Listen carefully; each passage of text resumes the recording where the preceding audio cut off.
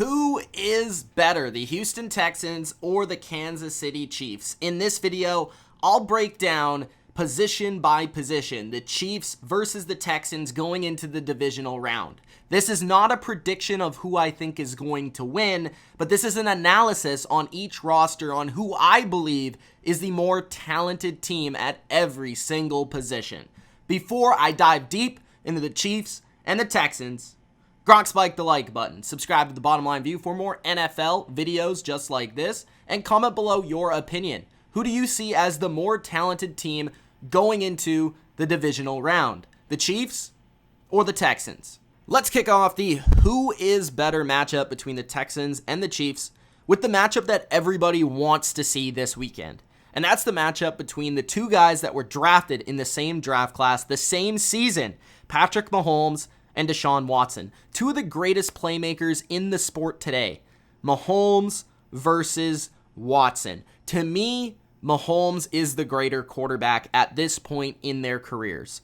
And it's not only because Patrick Mahomes has one MVP to Deshaun Watson 0, but Patrick Mahomes is more accurate, more consistently. Patrick Mahomes has more velocity on his football. And I just believe when it comes to extending plays, there's nobody better in the NFL right now than Patrick Mahomes because of the ways he can deliver the football. His arm angles are incredible. He can find a way to throw the football down the field, the opposite side of the field. He can find a way to throw it through a crowd of defensive linemen with their hands up. It's just honestly revolutionary the way Patrick Mahomes can get the football to his playmakers. A very smart player for how young of a player and inexperienced of a player he is. Now, I'm not trying to take anything away from Deshaun Watson. He's an excellent leader, he's a great athlete, and he's a good quarterback. But Mahomes, to me, is truly all-time special.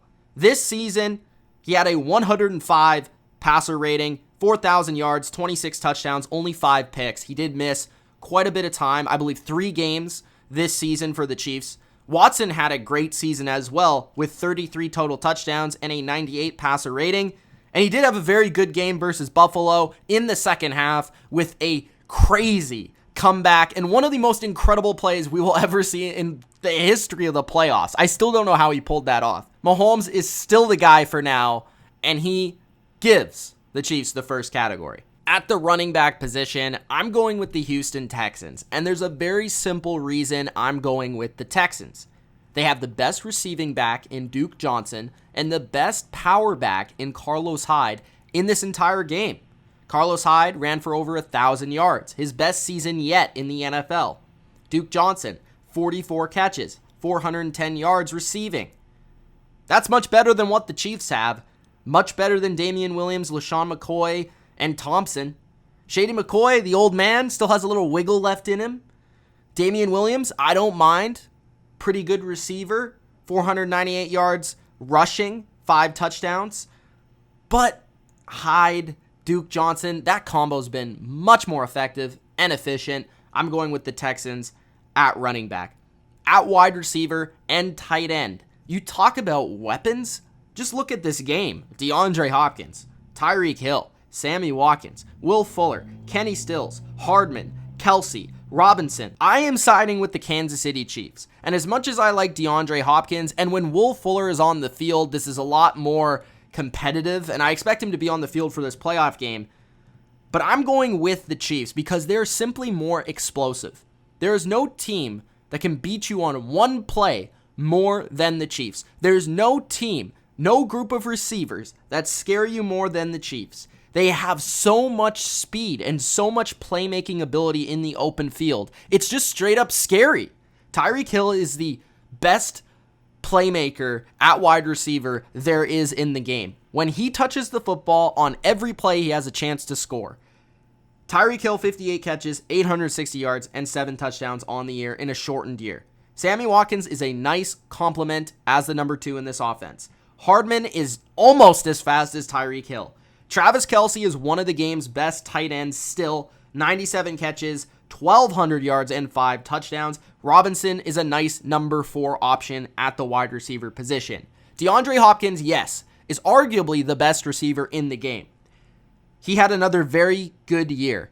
But to me, he just doesn't have the same explosive ability as Tyreek Hill, and he doesn't scare defensive coordinators as much as Tyreek Hill. DeAndre Hopkins is a better, more refined route runner. He's better with the ball in the air to come down with it in one-on-one situations, but he does not scare you going deep as much as Tyreek Hill does. Will Fuller is that type of guy. He's the speed burner. He is the guy that can burn you over the top. And that's why he's so important to this offense. They're simply not the same without Will Fuller. 49 catches, 670 yards, and 3 touchdowns while he's been in the lineup. Kenny Stills was a nice addition as the number 3 receiver. And honestly, their tight ends have done better than expected this season.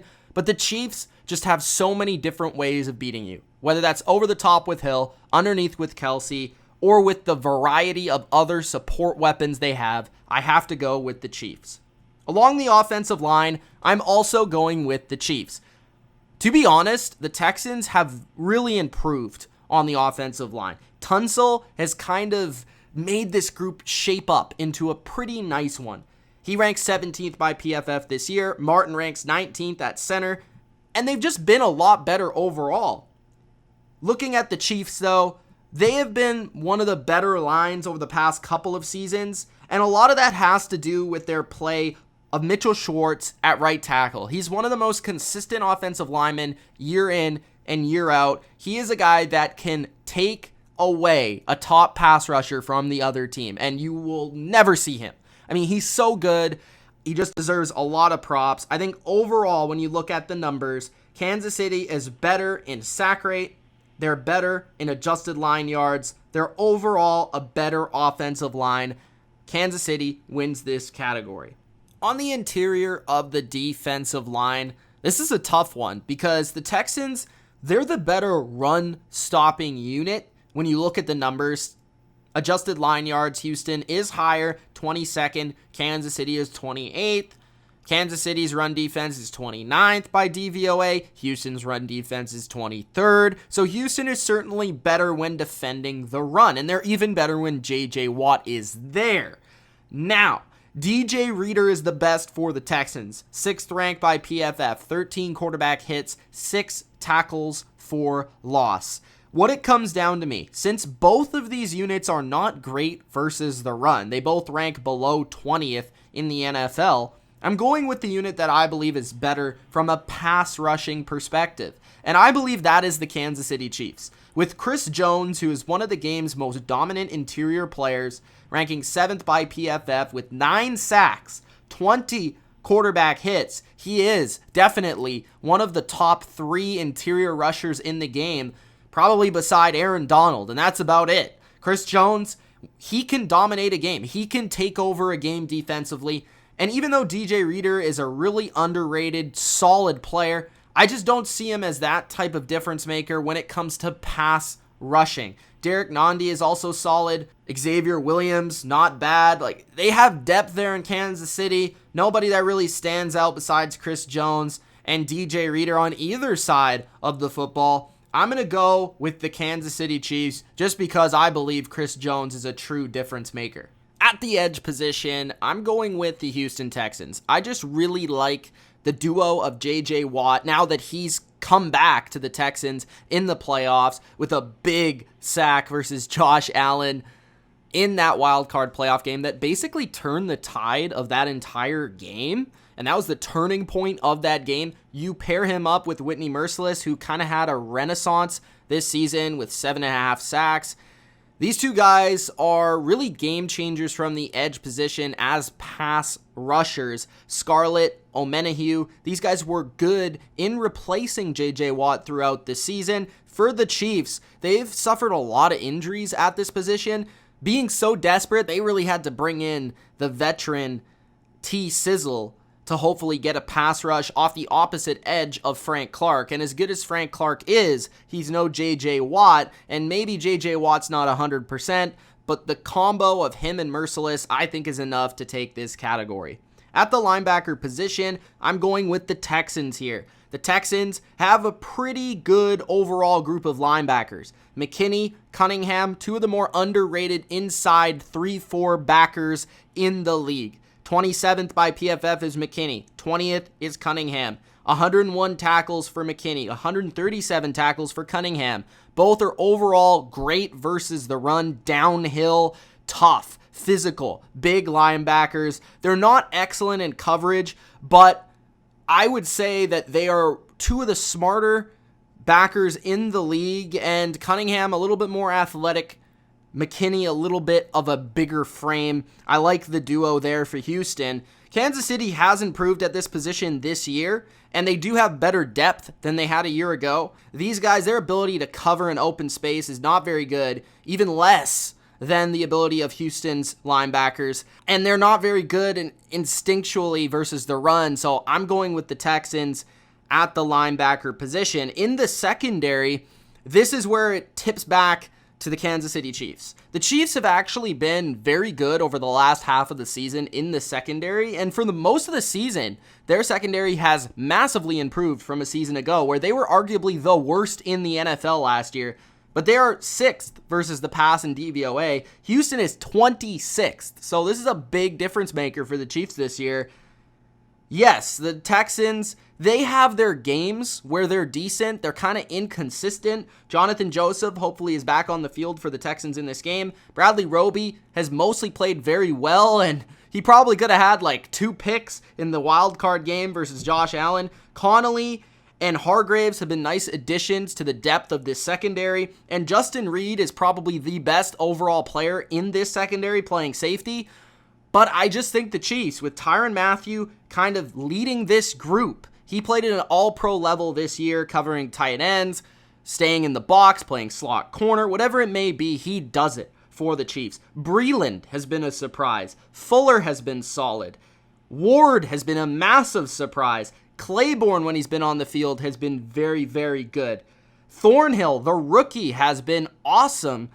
Overall, the Chiefs have surprised me a ton in the secondary, and they have earned my respect to win this debate between the Texans and the Chiefs secondary. Now, let's get past the defense, and let's go to special teams. Special teams, to me, belongs to the Chiefs. There are a couple reasons here. First is the Chiefs kicker, Butker, who's one of the best in the league. He led the NFL in field goal attempts. He led the NFL also in field goal makes. Butker, 34 for 38 on the season.